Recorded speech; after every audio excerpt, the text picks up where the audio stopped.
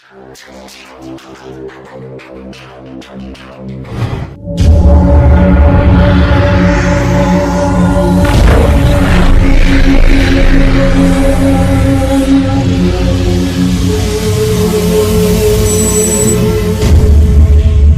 महापुरुष अच्युतानंद जी की शुद्धि जनी ज्ञानी गुणी मंडली आज अध्यायर आलोचना को आपण मानक स्वागत जनाऊँ। आज मालिका वचन आलोचन आम आलोचना करने जाऊँगी।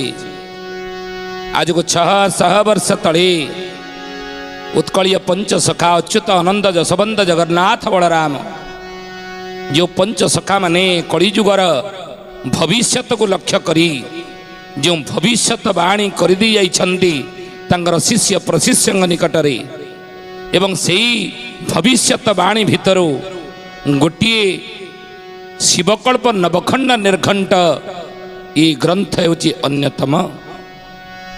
से शिवकल्प नवखंड निर्घंट रे अच्युतानंद महापुरुष गोटिए पद लिखिछंती कौन कले ग्रामे ग्राम दियो अपूजा रहिबे वृंदावती फिंगी देबे कले हे रामचंद्र समय आसीबो ये संसार रे सारा मानव जाति पाई गोटे इमिति समय आसीबो इमिति गोटे घड़ी आसीबो मुहूर्त आसीबो जो मुहूर्त जो समय रे कि ग्रामर दियो देवता माने अपूजा रहिबे ग्राम देवती माने दियो देवता माने एमाने अपूजा रहिबे। अन्य अर्थ रे कहिया गले प्रवेश प्राय निषिद्ध कर दिया जीव भक्तमान जेतबेले कागज कलम नथिला तालपत्र एवं लेखनी द्वारा देखंतु एमाने केमिति वज्रवाणी कर दी जाइछन कले देव तीर्थ मान पूजा जे नहिब शिवालय करी रति महापुरुष देखंतु दृढ़ोक्ति दउछन बाबू रे पूर्व भानु बा पश्चिमे जीव ये अच्युत वचन मिथ्या नहिब पूर्वर सूर्य पश्चिम रे उदय हेबा बरं संभवपर ही पारे उदयति यदि भानु पश्चिम दिग विभागे विकसति यदि पद्मं पर्वतानां शिखाग्रे के प्रचलति यदि मेरो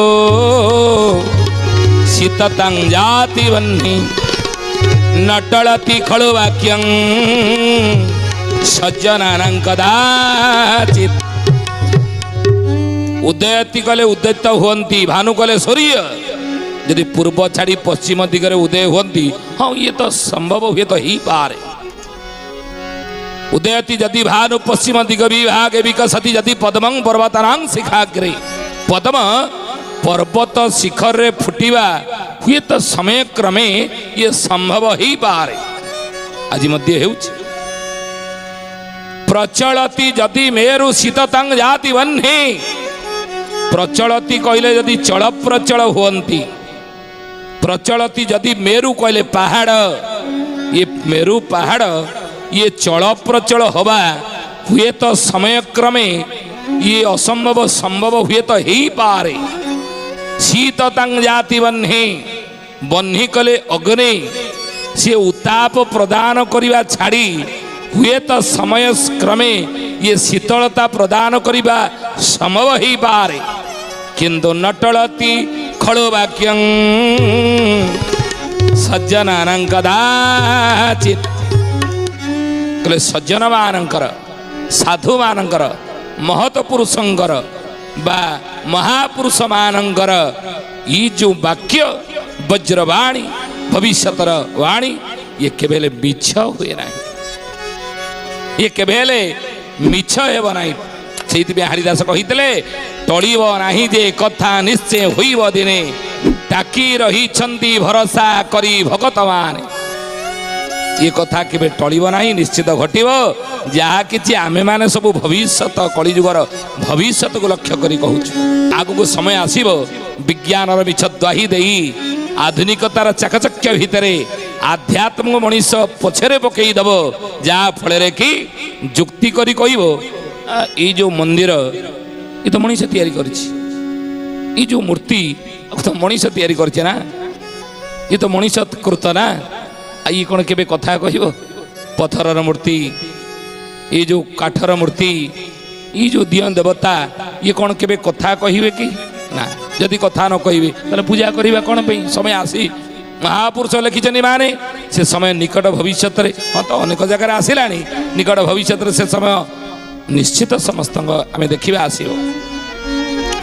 ଆଉ 5 7 ବିଂଶ ବସି ଏକଠାବେ ନହିବେ ପୁଣି ଯେ ଜାତି। ମହାପୁରୁଷ ଲେଖିଥିଲେ କଥା, ଏ ଜ୍ଞାନୀ ଗୁଣୀ ମଣ୍ଡଳୀ ସୁଧିଜାନେ ଆଜି ଦେଖନ୍ତୁ ସତରେ ପରିଣତ ହେଇଛି। 5 7 ବିଂଶ ବସିକିରି ଗୋଟେ ଜାଗାରେ ବସିକିରି ଆପଣ ଦେଖନ୍ତୁ ଆଉ ଅଛି ନା। ଜାତିଗୋତ୍ର ବିଚାର ରହିବ ନାହିଁ, ସମସ୍ତେ ଏକାକାର ହେବେ। ଆଉ ଏକାକାର ହେଇ ଏମିତି ପରିସ୍ଥିତି ମଣିଷ ପାଇଁ ଆସିବ ଯେ ଶାରୀରିକ ରୋଗ ବ୍ୟାଧି ଆକାରରେ ହେଉ ବା ପାରିବାରିକ ଅଶାନ୍ତି ଯୋଗୁଁ ମାନସିକ ଦୁଃଖ ଆକାରରେ ହେଉ ବା ପ୍ରାକୃତିକ ବିପର୍ଯ୍ୟୟ ଆକାରରେ ଦୈବୀ ଦୁର୍ବିପାକ ଆକାରରେ ହେଉ ବନ୍ୟା ବାତ୍ୟା ଆକାରରେ ହେଉ, ଏଇଭଳି ଆକାରରେ ମଣିଷ ଏମିତି କଷ୍ଟ ପାଇବ ସେତେବେଳେ କି ସମସ୍ତେ ଏକମୁଖ ହେଇ ଭଗବାନଙ୍କୁ ଡାକିବାକୁ ବାଧ୍ୟ ହେବେ, ଈଶ୍ୱରଙ୍କୁ ଡାକିବାକୁ ବାଧ୍ୟ ହେବେ। ତ ସେଭଳି ସମୟ ଆଜି ଉପନୀତ ଦେଖନ୍ତୁ। ତେଣୁ ସେଇଥିପାଇଁ କହୁଛନ୍ତି, କହିଥିଲେ ଗ୍ରାମେ ଗ୍ରାମ ଦିଅ ଅପୂଜା ରହିବେ ବୃନ୍ଦାବତୀ ଫିଙ୍ଗି ଦେବେ, ମଣିଷ ତିଆରି କରିଛନ୍ତି ପରା କଥା କହିବ କି କେବେ। ଠାକୁର ମୂର୍ତ୍ତି କୋଉଥିରେ ତିଆରି ହେଇଛି? ମୂର୍ତ୍ତିକାର କଲେ ମାଟିରେ, ପାଷାଣ କଲେ ପଥରରେ, ଧାତୁ ଅଷ୍ଟଧାତୁରେ ହଉ ବା ଅନ୍ୟ କେଉଁ ଧାତୁରେ ହଉ ଦିଅ ଦେବତାଙ୍କର ମୂର୍ତ୍ତି ସବୁ ତିଆରି ହେଇଛି। ଆମେ ଘରେ ରଖିଛେ, ମନ୍ଦିର ରଖିଛେ, ପୂଜା କରୁଛେ, ନୁହେଁ?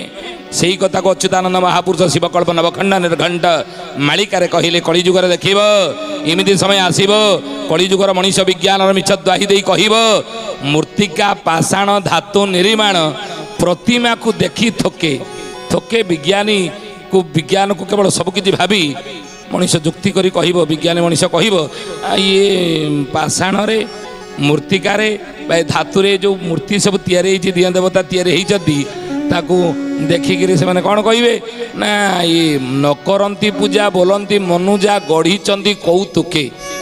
ପୂର୍ବ କାଳର ଲୋକମାନେ ପୂର୍ବପୁରୁଷମାନେ ଆମର ବୋଧେ କୌତୁକରେ ଖୁସି ହେଇକିରି ବୋଧେ ଏମିତି ଗଢ଼ି ଦେଇଛନ୍ତି, ଆଉ ଏମିତି ମୂର୍ତ୍ତି ସବୁ ଗଢ଼ି ଦେଇଛନ୍ତି। ଏଭଳି ଯୁକ୍ତି କଳିଯୁଗର ମଣିଷ କରିବ। ଇଏ କଥାକୁ ମହାପୁରୁଷ କହିଥିଲେ 600 ବର୍ଷରେ ତଳେ, ଆଜି ଦେଖନ୍ତୁ ଘଟୁଛି, ହଉନି? ପୁଣି କହିଲେ ମହାପୁରୁଷ, କହିଲେ ଏ ଯେତେ ଦେବତା ନ କହନ୍ତି କଥା ନ କରନ୍ତି କିଛି ଗ୍ରାସ। ଯଦି ଭଗବାନ ପ୍ରକୃତରେ ଖାଉଥାନ୍ତେ ମନ୍ଦିରକୁ କିଏ ଯାଆନ୍ତେ? ଭଗବାନ ଖାଉଥିଲେ ମନ୍ଦିର କେହି ଯାଆନ୍ତେ ନାହିଁ। ଖାଉନାହାନ୍ତି ବୋଲିକି ମନ୍ଦିର ଦୌଡ଼ିକି ଯାଉଛି, ନୁହେଁ? ଯଦି ଭଗବାନ ଖାଉଥାନ୍ତେ, ସେ ମା ଜଣକ ଭୋଗ ନେଇକି ଯାଇଥିବ ମନ୍ଦିରକୁ, ଆସିକି ଯଦି ସାକ୍ଷାତ ଭଗବାନ ଖାଇଥିଲେ ତାହେଲେ କ'ଣ ହେବ? ସିଏ ଆସିକି କ'ଣ ପାଟିରେ ତାଲା ପକେଇକି ରହିବ ନା? ନିଶ୍ଚିତ କହିବ, ନୁହେଁ? ପାଟି ନିଶ୍ଚିତ ଖୋଲିବ। ଆଉ ବୁଝିଲ, ଆଜି ମୁଁ ଯାଇଥିଲି ଗ୍ରାମ ଦେବତୀ ମନ୍ଦିରକୁ, ଗାଁ ଠାକୁରାଣୀ ପାଖକୁ, ମୁଁ ଚାଙ୍ଗୁଡ଼ାରେ ଥୋଇଛି ଭୋଗରାଗ, ଥାଳିରେ ଥୋଇଛି, ଆଉ ମୁଁ ଆଖି ବନ୍ଦ କରିକି ମାଆଙ୍କୁ ସ୍ତୁତି କରୁଛି। ଆଖି ଯେମିତି ଖୋଲିଛି ଦେଖିଲି ମା ଯେଉଁ ସିଂହାସନ ଉପରେ ବସିଛନ୍ତି, ମାଆଙ୍କର ଗୋଟେ ଲମ୍ବା ହାତଟା ଖାଲି ଲମ୍ବି ଆସିଲା ମୋ ଚାଙ୍ଗୁଡ଼ାରୁ, ମା ମୋ ଥାଳିରୁ ଆପର 2-4ଟା ଖଣ୍ଡେ ନେଇକି ପଳେଇଲା। ସବୁ ଭୋଗ ଖାଇ ଦେଇଛନ୍ତି, ଆଉ ଭୋଗ କ'ଣ ଅଛି ତମକୁ ସବୁ ବାଣ୍ଟିବି ମୁଁ? ନା ମା ତୋର ଭୋଗ ଖାଇଲେ? ନା ହଁ ପରା। ନା ସତ କହୁଛୁ? ନା ହଁ। ନା ଯଦି ମା ଆଜି ଭୋଗ ଖାଇଛନ୍ତି, କାଲିକି ତୋ ଚାଙ୍ଗୁଡ଼ା ନ ଖାଇବେ ବୋଲି କିଛି ମାନେ ନାହିଁ। ଆଉ ତାପର ଦିନ ତତେ ଗୋଡ଼େଇକି ମଧ୍ୟ ଖାଇପାରନ୍ତି। ତେଣୁ ଖାଉନାହାନ୍ତି ବୋଲିକି ଆମେ ନେଇକି ଯାଉଛେ, ଯଦି ଖାଉଥାନ୍ତେ ନେଇକି ଯାଆନ୍ତେ ନାହିଁ। କିନ୍ତୁ ହେ ଜ୍ଞାନୀ ଗୁଣୀ ମଣ୍ଡଳୀ, ବିଲୁପ୍ତ ସେ ଇତିହାସ ବିସ୍ମୃତିର ଗର୍ଭରେ ପ୍ରମାଣ ଦେଇଛନ୍ତି ଆମର ଶାସ୍ତ୍ର, ପ୍ରମାଣ ଦେଇଛି ଆମର ପୁରାଣ, ଭଗବାନ ମଧ୍ୟ ଖାଆନ୍ତି। କୌନ कहता है ଭଗବାନ ଖାତେ ନାହିଁ? କିଏ କହୁଛି ଭଗବାନ ଖାଆନ୍ତି ନାହିଁ? ସବରୀ କେ ଜैसे तुम खिलाते नहीं। ସବରୀ ଭଳିଆ ଖୋଇଲେ ସେ ପ୍ରଭୁ ଖାଇବେ। ବିଦୁର ଭଳିଆ, ବିଦୁର ପତ୍ନୀ ମୃଦୁଲା, ବିଦୁରର ସ୍ତ୍ରୀ ନାଁ ହେଉଛି ମୃଦୁଲା, ସିଏ ଯେମିତି ଖୁଆଇଥିଲା ଭଗବାନଙ୍କୁ କଦଳୀ ଚୋପା, ଆମେ ସେମିତି ଖୁଆଇଲେ ସେ ନିଶ୍ଚିତ ଖାଇବେ। ଦାସିଆ ବାଉରୀର ନଡ଼ିଆ ପ୍ରଭୁ ଗ୍ରହଣ କଲା ଭଳି ସେଇଭଳି ମଧ୍ୟ ପ୍ରଭୁ ନଡ଼ିଆ ଖାଇବେ ଆମର। କିନ୍ତୁ ସେ ସ୍ତରକୁ ଆସିବାକୁ ପଡ଼ିବ। ସେ ସ୍ତରକୁ ନ ଆସି ଏମିତି ସେମିତି କ'ଣ ପ୍ରଭୁ ଖାଇଦେବେ? ବୋଲେ ମହାପୁରୁଷ ଅଚ୍ୟୁତାନନ୍ଦ ଜି କି। ତେଣୁ ସେଇଥିପାଇଁ ଅଚ୍ୟୁତାନନ୍ଦ ମହାପୁରୁଷ ମାଳିକାରେ ଲେଖିଲେ, ଏ ଯେତେ ଦେବତା ନ କହନ୍ତି କଥା ନ କରନ୍ତି କିଛି ଗ୍ରାସ। ଏ କିଛି ଗ୍ରାସ କରନ୍ତି ନାହିଁ। କିଛି ଖାଆନ୍ତି ନାହିଁ, କିନ୍ତୁ ଖାଏ କିଏ ନା ଯିଏ ପୂଜେ ସେ ଭୁଞ୍ଜେ। ଯିଏ ପୂଜା କଲା ସିଏ ଖାଇଲା। ଆଉ ଜନ ମନ ରଞ୍ଜେ, ଅଚ୍ୟୁତାନନ୍ଦ ଦେଖନ୍ତୁ କିଭଳି ଲେଖିଛନ୍ତି ଶବ୍ଦ, ଯେ ପୂଜେ ସେ ଭୁଞ୍ଜେ ଜନ ମନ ରଞ୍ଜେ, ପ୍ରତିମା କରି ସୁବେଶ। ପ୍ରତିମାକୁ ସୁବେଶ କରିକିରି ପୂଜା କରି ଯିଏ କଲା ସେ ଖାଇଲା। ବୁଝିଲେ, ଏଭଳି ଚୁକ୍ତି କରି କଳିଯୁଗର ମଣିଷ, ବିଜ୍ଞାନୀ ମଣିଷ ଆଧୁନିକତାର ଚାକଚକ୍ୟ ଭିତରେ ଆଧ୍ୟାତ୍ମକୁ ଭୁଲି ଇ ଯୁକ୍ତି ବାଢ଼ିବ, ଏ କଥା କହିବ। ଆଗରୁ ଆମେ ଜାଣିଛେ ମୃତ ଯାହାର ବାପା ମା ଚାଲିଯାଆନ୍ତି ସେତେବେଳେ ସେମାନେ କ'ଣ କରନ୍ତି, ଖାଇବା ପିଇବା ବ୍ୟବସ୍ଥା କରନ୍ତି। 10 ଦିନ ଶୁଦ୍ଧ, 11 ଦିନ 11 କ୍ରିୟା କରନ୍ତି, ଖାଇବା ପିଇବାକୁ ଦିଅନ୍ତି ନୁହେଁ। ବର୍ଷକୁ ଥରେ କ'ଣ କରନ୍ତି ନା ପିଣ୍ଡ ଦିଅନ୍ତି, ଆମେ ଶ୍ରାଦ୍ଧ କରନ୍ତି। ଶ୍ରଦ୍ଧାରୁ ଶ୍ରାଦ୍ଧ ସେଇ ପିତାମାତାଙ୍କ ପ୍ରତି ବା ସେଇ ଜେଜେବାପା ଜେଜେମାଙ୍କ ପ୍ରତି, ଆମର ପୂର୍ବପୁରୁଷଙ୍କ ପ୍ରତି ଆମର ଶ୍ରଦ୍ଧା ଥାଏ ବୋଲି ତାଙ୍କ ଉଦ୍ଦେଶ୍ୟରେ ଆମେ ଶ୍ରାଦ୍ଧ ଦିଅନ୍ତି ବର୍ଷକୁ ଥରେ। ଶ୍ରଦ୍ଧାରୁ ଶ୍ରାଦ୍ଧ। ଅନେକ କହନ୍ତି ଯେ ବର୍ଷକୁ ଥରେ ତାଙ୍କୁ ଦେଉଛେ, ଆଉ ସେ କ'ଣ ବର୍ଷ ଯାକ ଉପାସିଆ ଭୋକିଲା ହେଇକି ଥିବେ ଯେ ବର୍ଷରେ ଗୋଟେ ଦିନ ଖାଇକି ତାଙ୍କ ବର୍ଷ ସାରା ସେମିତି ରହିପାରିବେ? ନା, ଏ କଥାର ଯଥାର୍ଥତା କ'ଣ? ହେ ଜ୍ଞାନୀମଣି ମଣ୍ଡଳୀ, ମର୍ତ୍ତ୍ୟମଣ୍ଡଳର 365 ଦିନ ପିତୃଲୋକର ସେଠି ଗୋଟିଏ ଦିନ ସହିତ ଇଏ 365 ଦିନ ସମାନ। ସେଠି ଯେତେବେଳେ ଗୋଟିଏ ଦିନ ହୁଏ, ମର୍ତ୍ତ୍ୟମଣ୍ଡଳରେ ଏ ଭୂଲୋକରେ 365 ଦିନ ହେଇଯାଏ। ତେଣୁ ଏ 365 ଦିନ ଆମେ ଥରେ ବର୍ଷକୁ ଥରେ ଦିଅନ୍ତି, ତ ସିଏ ସେଠି ପ୍ରତିଦିନ ପାଆନ୍ତି ଶ୍ରାଦ୍ଧ। ଆଗରୁ ଥିଲା ବାପା ମା ଚାଲିଗଲା ପରେ, ଜେଜେ ବାପା ଜେଜେମା ଚାଲିଗଲା ପରେ ଘରେ ସବୁ ଫଟୋ ଆମେ ଟାଙ୍ଗିକି ତାଙ୍କ ରଖୁଥିଲେ, ଫୁଲମାଳ ଝୁଲେଇକରି ଘରେ ଫଟୋ ଝୁଲଉଥିଲେ କାନ୍ଥରେ, ତା ଦେହରେ ଫୁଲମାଳ ଦେଉଥିଲେ। କିନ୍ତୁ ବର୍ତ୍ତମାନ ବାସ୍ତୁଶାସ୍ତ୍ରର ଆମେ କ'ଣ ନେଉଛେ, ସାହାଯ୍ୟ ନେଉଛେ। ଘର ଖଣ୍ଡେ କରୁଛେ, ଆଜ୍ଞା ଆଜ୍ଞା କୁହନ୍ତୁ ଆଜ୍ଞା ମୁଁ ଘର କରିଛି, କେଉଁ ଜାଗାରେ କେଉଁ ଘର ମୁଁ କରିବି, ନା କେଉଁ ଜାଗାରେ କେଉଁ ଘର କରିବ ମାନେ, ଆଚ୍ଛା ଠିକ୍ ଅଛି, ରୋଷେଇ ଘରଟା କେଉଁ ପଟରେ କରିଛ କି, ନା ରୋଷେଇ ଘରଟା ମୁଁ କରିଛି ପୂର୍ବ ଦିଗର ବାଁ ପଟେ। ନା ଭୁଲ ହେଇଗଲା, ବାସ୍ତୁ ଦୋଷ ରହିଲା ତୁମର, ସେଇଥିପାଇଁ ଘରେ ଯେତେ ରୋଜଗାର କରୁଛ ତୁମ ଘରକୁ ଅଣ୍ଟୁନି, ଆଉ ଅଭାବ ପଡ଼ୁଛି। ଆଉ ନା ତାହେଲେ କ'ଣ ଭୁଲ ହେଇଗଲା, ନା ବାସ୍ତୁ ଦୋଷ ଅଛି, ନା ତାହେଲେ କ'ଣ କରିବା କଥା, ନା ପୂର୍ବ ଦିଗର ଡାହାଣ ପଟେ ଅଗ୍ନି କୋଣରେ ତୁମେ ରୋଷେଇ ଘର କରିବା ଦରକାର ଥିଲା, ବାମ ପଟରେ ଐଶାନ୍ୟ କୋଣରେ ଠାକୁର ଘର କରିବାର ଥିଲା। ଆଉ ଆଚ୍ଛା ଇଏ କ'ଣ ଟାଙ୍ଗିଛ ତମେ ଘରେ, ନା ମୋ ବାପାଙ୍କର ଫଟୋ ଚାଲି ଯାଇଛନ୍ତି ତ ତାଙ୍କ ଫଟୋରେ ପୁରା, ନାଇଁ ନାଇଁ ଏଠି ରଖିବନି, ଫଟୋ ରଖନି, ମଲା ଲୋକଙ୍କର ଅସୁବିଧା ହେବ, ବାସ୍ତୁ ଦୋଷ ରହୁଛି। ତେଣୁ ହେ ଜ୍ଞାନୀ ଗୁଣୀ ମଣ୍ଡଳୀ, ଆଧୁନିକତାର ଚାକଚକ୍ୟ ଭିତରେ ଆମେ ପିତାମାତାଙ୍କର ଫଟୋ ଟାଙ୍ଗିବାକୁ ମଧ୍ୟ, ଘରେ ମୃତ ପିତାମାତାଙ୍କର ଦିବ୍ୟଙ୍ଗତ ପିତାମାତାଙ୍କର ଫଟୋ ଟାଙ୍ଗିବାକୁ ମଧ୍ୟ ମନ କରୁନାହାନ୍ତି, ସଂକୋଚ କରୁଛି। ଶ୍ରାଦ୍ଧ ଦେବା କଥା ଦୂରେ ଥାଉ, ଫଟୋଟି ଟଙ୍ଗା ହେଇଥିଲା ବେଳେ ସବୁଦିନ ଆମେ ଦେଖୁଥିଲେ, ମନେ ପଡ଼ୁଥିଲା ଆମ ବାପାଙ୍କର ଶ୍ରାଦ୍ଧ ଏଇ ଦିନ ପଡ଼ିବ, ଆମ ମାଆଙ୍କର ଶ୍ରାଦ୍ଧ ଏଇ ଦିନ ପଡ଼ୁଛି, ତଳେ ଲେଖାଯାଉଥିଲା ତିରୋଧାନର ଦିବସ, ମନେ ରହୁଥିଲା। କିନ୍ତୁ ଆଜି ଦେଖନ୍ତୁ ଅଛି ନା, ପିତୃ ମାତୃ ଶ୍ରାଦ୍ଧ ବୁଡ଼ିବ ସଂସାର, ଧୀରେ ଧୀରେ ବୁଡ଼ିଲାଣି, ଅନେକ ଜାଗାରେ କରୁନାହାନ୍ତି। ଆଉ ଯୁକ୍ତି କରି କହିବେ ମଲା ପ୍ରାଣୀ କାହିଁ ଖାଏ, ଆଉ ତ ଯିଏ ମରିଗଲା ସେ ତ ତରିଗଲା, ଆଉ ସେ କ'ଣ ଖାଇବେ ଯେ ଆମେ କାହିଁକି ଦେବା? ଭଣ୍ଡି ଖାଇବାକୁ ବିଜ୍ଞଜନ ମାନେ ଶାସ୍ତ୍ର ଗଢ଼ିଛନ୍ତି ପ୍ରାୟ। କାହିଁକି ବର୍ଷକୁ ଥରେ ଶ୍ରାଦ୍ଧଟିଏ ହେଉଛି, ନା କଳିଯୁଗର ବିଜ୍ଞାନୀ ଲୋକମାନେ କହିବେ ଯୁକ୍ତି କରିକି, ଏ ଭଣ୍ଡିକିରି ଖାଇବା ପାଇଁ ଏ ବିଜ୍ଞ ଲୋକମାନେ ଶାସ୍ତ୍ର ସବୁ ବୋଧେ ତିଆରି କରିଛନ୍ତି, ଶାସ୍ତ୍ର ଗଢ଼ିଛନ୍ତି ଆକୁ। ଆଉ ତେଣୁ ହେ ସୁଧୀଜନେ ଜ୍ଞାନୀ ଗୁଣୀ ମଣ୍ଡଳୀ, ଆଜି ଦେଖନ୍ତୁ ଏ ଘଟଣା କେତେ ସତ। କେ ଭୋଗ ରାଗ କରାଉଛି କେହୁ ଗୋଟା ଭୁଞ୍ଜିଲା, ଅଚ୍ୟୁତାନନ୍ଦ ମହାପୁରୁଷ ଅଷ୍ଟଗୁଜରେ କହିଲେ। କିଏ ଦେବତା, କିଏ ଭକ୍ତ, କିଏ କାହାକୁ ପୂଜିଲା? କେ ଭୋଗ ରାଗ କରାଉଛି କେହୁ ଗୋଟା ଭୁଞ୍ଜିଲା। କି ଭୋଗ ରାଗ କରୁଛି କି? ଏକା ଆତ୍ମା ରାମ କରିଛି ବିଶ୍ରାମ,